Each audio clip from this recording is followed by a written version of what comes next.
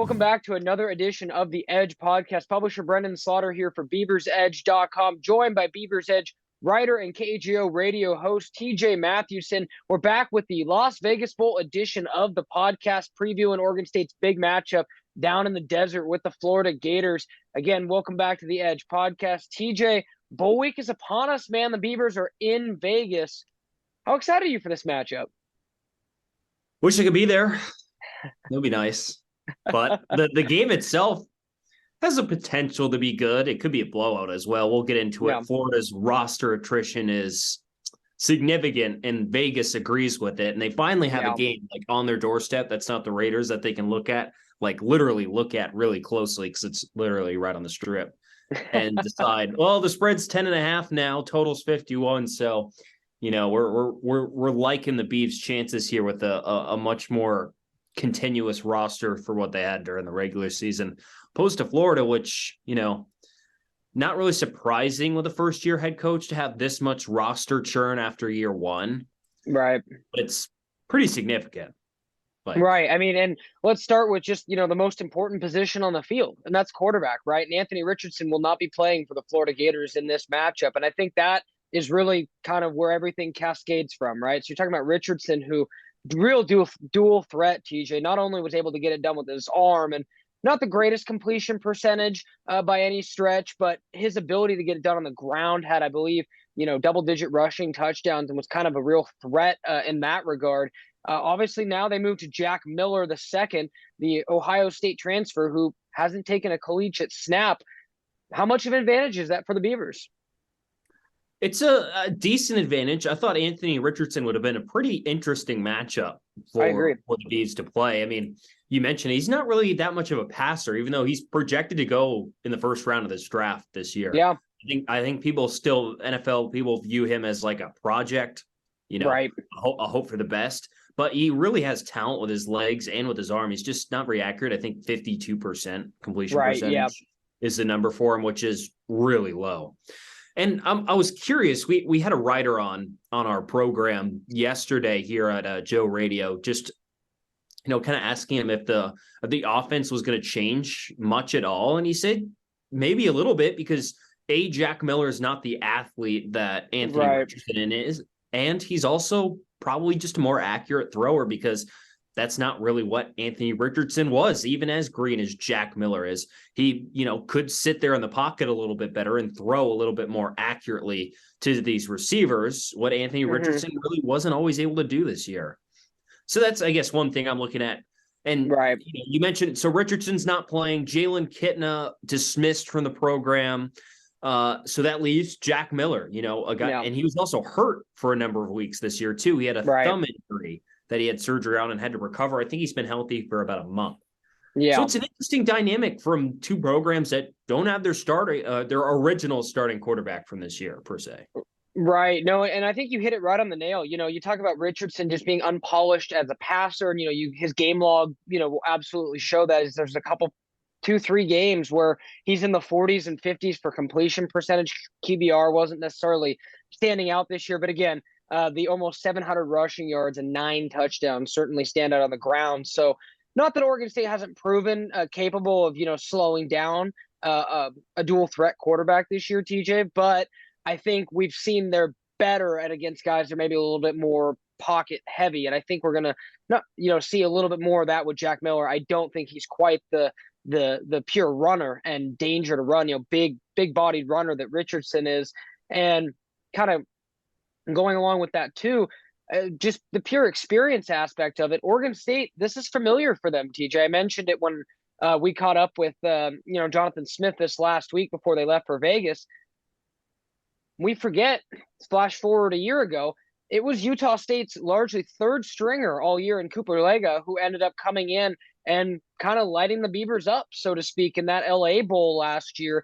And Jonathan Smith, you know, kind of smiled and, you know, kind of acknowledged that they need to be prepared for anything. So I don't think the Beavers are going to be overlooking whoever Florida is in there at quarterback, because I don't think this is a situation where there's a severe talent drop-off. There's maybe a severe experience drop-off in this case. But this is still an Ohio State transfer, TJ. I still think, you know, if Oregon State allows him to get too comfortable, anything could happen. So that's where it's going to be up to Trent Bray and the defense to really put pressure on this quarterback, making, his first career start, big time environment, potentially, easily probably the biggest stadium or one of the bigger stadiums he's ever played in, or at least been in as a football player, so to speak. So we'll see how Florida kind of handles that pressure with a whole bunch of guys that will be playing numerous positions. But of note, more recently, Florida defensive lineman Gervin Dexter, who originally was reported was not going to play in this game, TJ, he is going to play in this game now. So it's going to be interesting to see exactly. 400-pound guy. I don't have his exact height and weight in front of me, but he declared for the NFL draft right after Richardson, same day. And then when I looked at the media sheet this week, when I'm looking at the press conferences, there's Dexter up there with head coach Billy Napier. So he's definitely decided to go in this one. So, TJ and I talked about it a little bit leading into the podcast, but numerous guys are going to be out for Florida in this one. TJ, I believe we said the number is over 20. Deflections, departures, opt-outs, what have you, with guys entering the portal, guys who have declared, guys who have just moved on. So it's going to be interesting to see exactly how motivated Florida is for this matchup in all aspects. And Dexter's not, by the way, I just double-checked. I was thinking of someone else. But the numbers I have for guys missing, so I think it's somewhere around 24 to 25, about 30% of their scholarship players. Like, just think of the contrast to the two different programs that we have here. Obviously, Billy Napier's in year 1, Jonathan's in year 5. But, Jonathan only has 2 guys that we know of sitting out for this bowl game. Rajon Wright, hurt. Luke Musgrave, hurt. So, at least they have excuses. Oh, you got to put in the third, man, Chance Nolan. That's a good point. That's a good point. Technically, he counts, right? he does. Yes, he does technically count. Okay, so 3, right? Jokes aside, yeah. Look at Florida. I mean, 30% of their scholarship players, give or take, are out. Right. A couple positions they're especially thin at. The rushing attack is the strength of this offense. I mean, there's a bunch of numbers that support how good their rushing offense is. They're 5th nationally in yards per rush, 15th in total rushing yards per game. I mean, they're very efficient on the ground, and they do it with 2 really good runners. Trevor Etienne, the brother of Travis Etienne, who's the running back for the Jaguars, and then Montrell Johnson as well. Yeah. They're the only 2 scholarship running backs remaining on this roster. The other 2 went into the portal. So they have their 2 stud running backs, and then they have walk-ons behind them. So that's something to know. 2 scholarship running backs. And then outside linebacker, they only have 2 scholarship outside linebackers on the roster. 2. Yes. That's it. And if we go inside, they only have 4 inside linebackers on the roster. So I'd imagine you might have some of those inside guys flip outside for this game just for depth purposes. So it thins out both positions, really. So it'll be something to keep an eye on. One more thing. Sure. This could be, potentially, a game-changing thing. They're going to miss over 1,000 snaps of special teams contributions in this game. 1,000 snaps. Wow, that is significant, folks. That is significant. So that just a couple of things to look at in that case. And their special teams, by the way, I don't think was very good this year to begin with. Right. So now they're going to have a bunch of guys who are inexperienced out there playing special teams.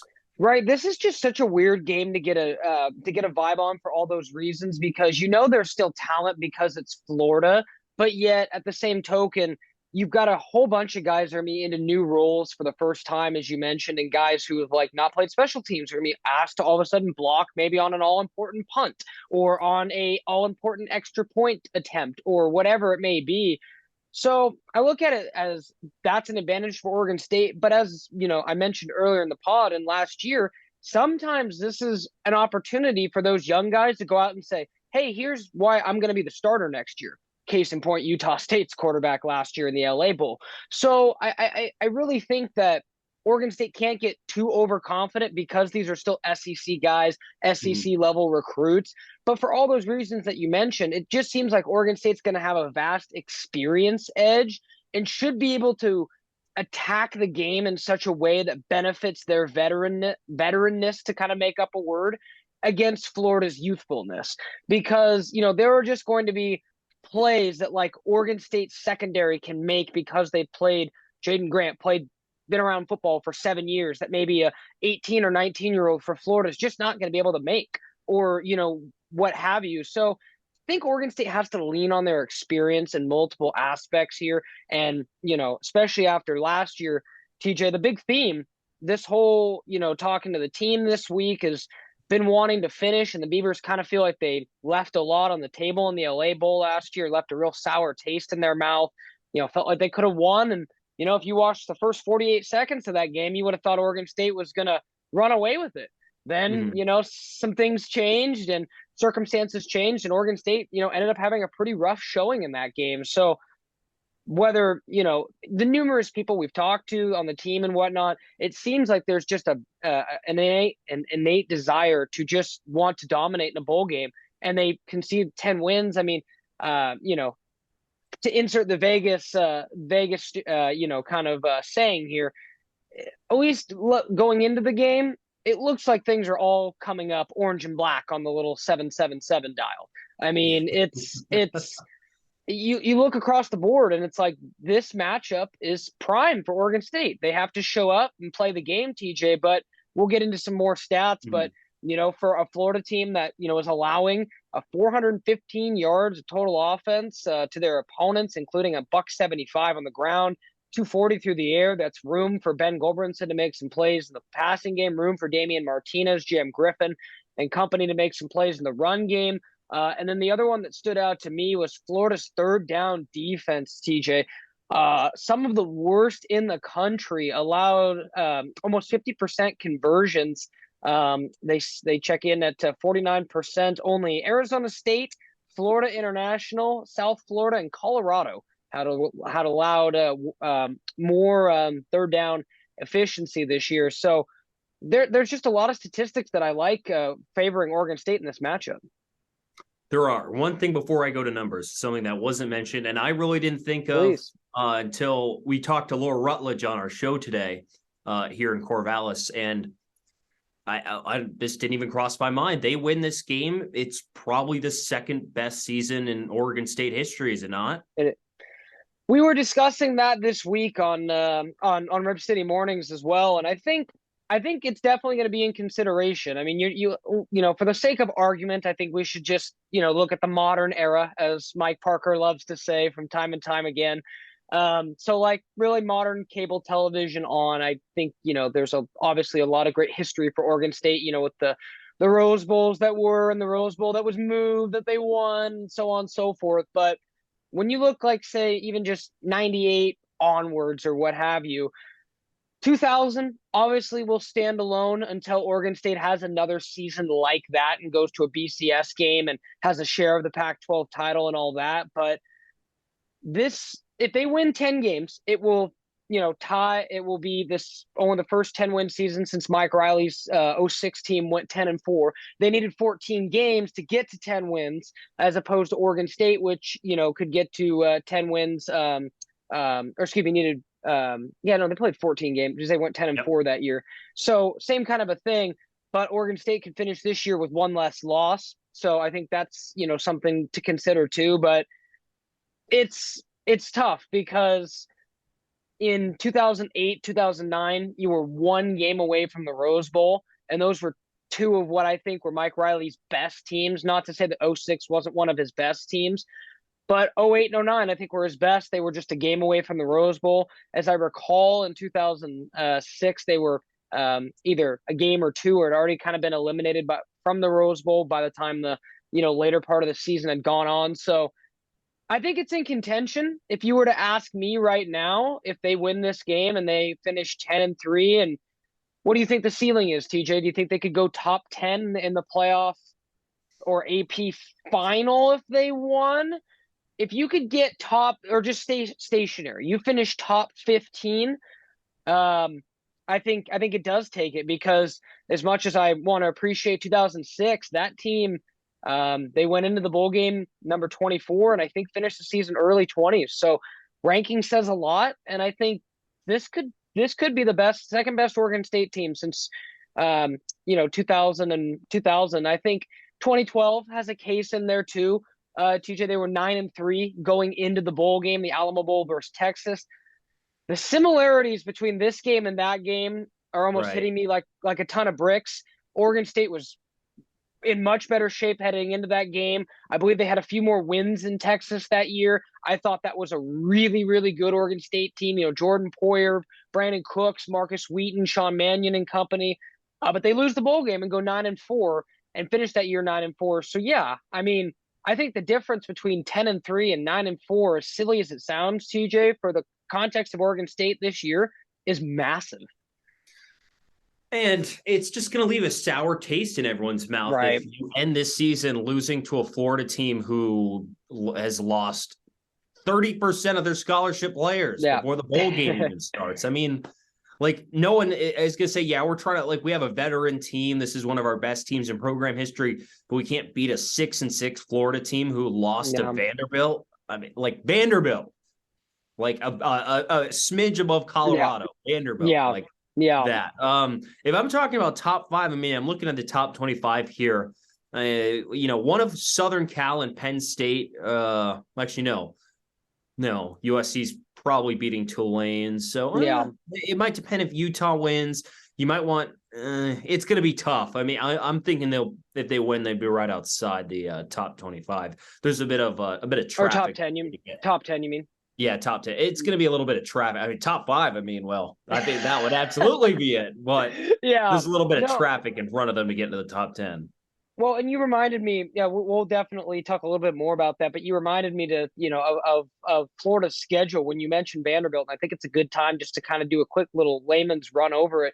TJ, have you ever seen a more Jekyll Hyde team than the Florida Gators this year? You and I have done a podcast every single week, all, of Oregon State's opponents, the matchups, diving into it in depth.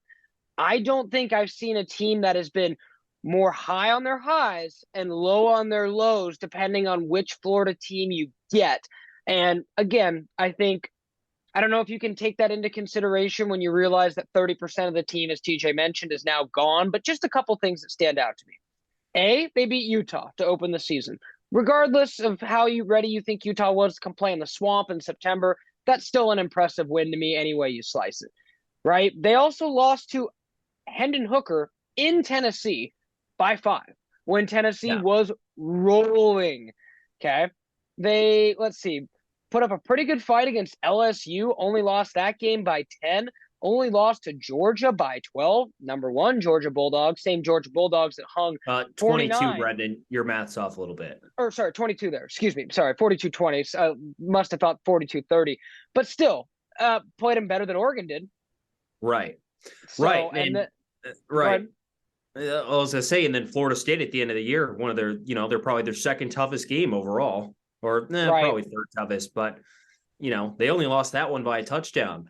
Right. But I'm going to go back to the high part of that. I'm going to just continue your sentence for you because they lost to Vanderbilt. Yep. They beat South Florida, who I think went, 1-11 this year? Fired their coach. It was awful. Yep. Lost to Kentucky, a pretty mediocre Kentucky team. Do you give them a ton of credit for that Eastern Washington win? I do. That's your classic mid-October FCS game in the SEC. I mean, it is. It's just the right where it should be. Yeah. Where's the other cupcake game? I don't see.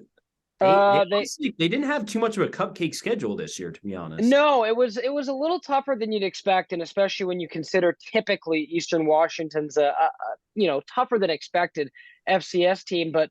Speaking of which, might have to give it a little love during this podcast, TJ. Montana State still alive in the FCS playoffs. Just a loss to Oregon State on their resume. I think it's safe to say, go Bobcats, man. It's like hopefully they bring it home. I'm trying to think about this. Like, where does amongst teams that swept their non-conference schedules, where does Oregon State's rank? It's got to be close to 1 because you have Mountain West 1, Mountain West 2, and FCS potentially 1. Yeah, but they're in the Final 4 for the FCS, right? Montana State? Potentially 1. They could win the national championship. Yeah. But it's just crazy. Like, I'm not counting any SEC team who plays like just a mediocre Yeah. FCS team to blow out one week. Like Oregon State legitimately played a tough, non-conference schedule, and they swept it. And it blows my mind, like, watching how good Montana State is. Yeah. And just like the difference of level between FBS and FCS, because they're like Montana State would have given up 80 points to Oregon State if Jonathan Smith kept his foot on the gas that whole game. Yeah, it wasn't even close. Yeah, that was an interesting game because like Montana State moved the ball better than I would have expected, but I believe if I remember correctly, that was, 9 weeks ago now. Something like, Montana State turned the ball over a lot, but you're like, okay. I remember the first drive of the game when they basically did option quarterback runs all the way down the field. And I was like, ooh, okay, this team could move the ball. So again, like just wanted to give that little shout out to the Bobcats because, they deserve it, right? But back to the Florida Gators, just in recent weeks, let's, trim the schedule down a little bit. South Carolina, finished the year really well. They smacked Clemson to end their year, TJ. And yeah, right. And Florida beat them 38-6 in, on November 12th. And then, like you said, they followed up with a Vanderbilt loss. And then, the loss to Florida State, a 7-point loss. I don't really look at that as a bad loss. It's a rivalry game. It's close. But, I look at like Vanderbilt, definitely a bad loss. Other than that, like, do they really have like a bad loss on their schedule other than Vanderbilt? Yeah, it's probably the worst one. It's just kind of crazy how those two, South Carolina and Florida went in opposite directions after that. Right. I mean, they like Spencer Rattler. It's weird. It's really like he lit the world on fire the final 2 weeks of the season, but against Florida, a pretty bad defense, by the way. I got some numbers here on Florida's defense. Spencer Rattler, 18-26 for 145, no touchdowns, and 6 total points, on offense for the 103rd total defense in total yards, the 109th ranked defense in yards per play, 98th in yards per rush, 104th in yards per pass. There's really like nothing here that says, oh, this is a good defense. There's nothing. They were not very good on defense this year, and they held a pretty hot South Carolina team. Well, pretty hot, actually. I would say they're preheating in that moment to 6 points. Preheating. I like that.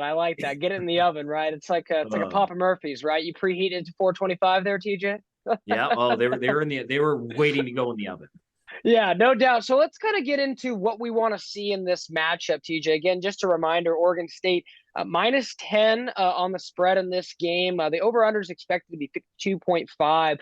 And I just got reminded as we started talking, TJ, we actually never addressed after the win over Oregon. Your predictions are still perfect on the year 12. Chance to go 13-0.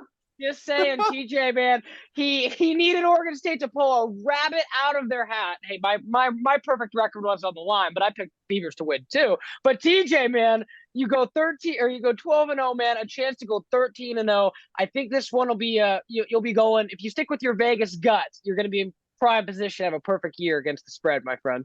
And the thing is, during that third quarter, it just dawned on me. I was like, A, man, people are going to be miserable on the college show. B, I'm like, it's a real shame for the way my record to go out.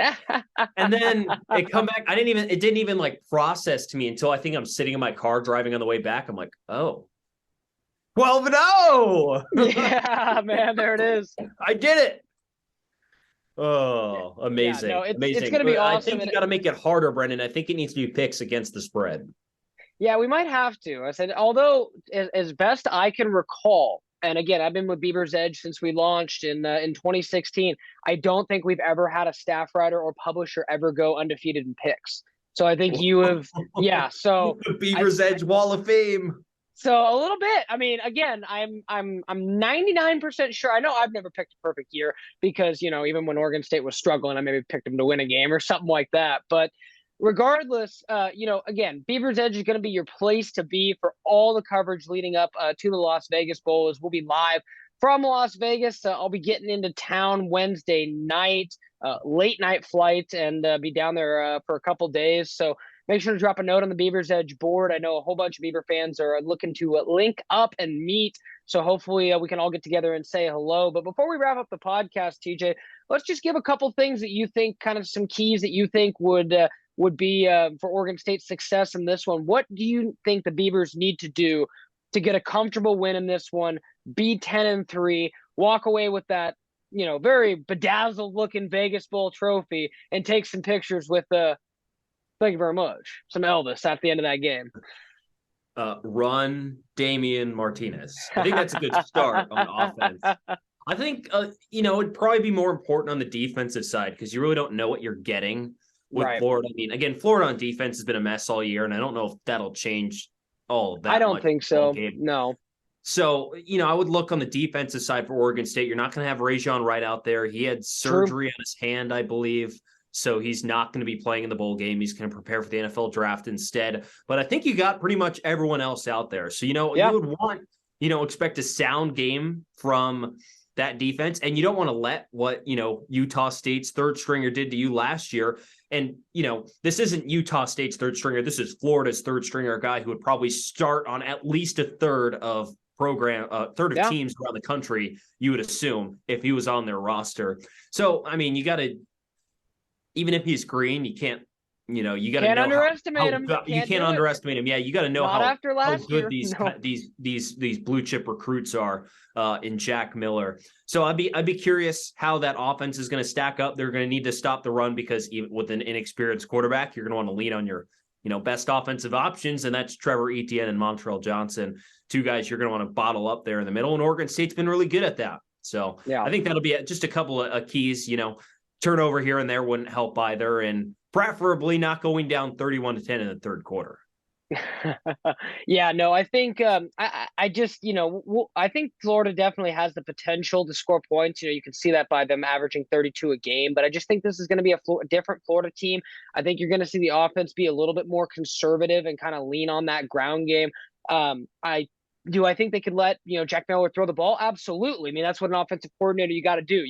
If I'm Florida, I'm probably going deep play action to open the game just because you don't expect, the Gators to necessarily start throwing the ball right away. So I think Trent Bray will have his group lined, kind of ready for what they, whatever they can expect. So I think those are really good points. Just to kind of continue on with that, I'm with you. I think Damian Martinez, Jam Griffin, even, Trey Lowe to an extent, and obviously Deshaun Fenwick.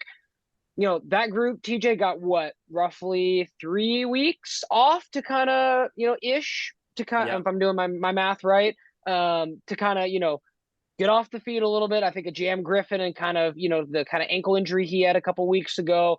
Obviously, Damian Martinez got a little banged up in that Oregon game. Nobody going to miss time, obviously, but I think it was awesome for those guys to get some time to, rest and elevate a little bit. And then everyone, obviously at the end of a 12-game season, you got some bumps and bruises, but Jonathan Smith said he expects pretty much everyone to play, minus the people that TJ mentioned, Luke Musgrave, Rajon Wright, and obviously the now departed Chance Nolan. But, I think Oregon State's just in a better spot in terms of personnel, comfortability, experience, want to be there. And, again, I joked and said, does Florida really want to be in this bowl game, TJ? You're leaving Florida to go to the cold desert. I don't know if they necessarily, I don't know if they it's hard to know if an SEC team wants to make the journey out west, especially after a 6-6 season. Obviously, I'm just speaking out loud, but I just think Oregon State's a lot more motivated to be there. It sounds like their fan base likes it, though. I think there'll be plenty of Gator fans who love an excuse to go to Vegas.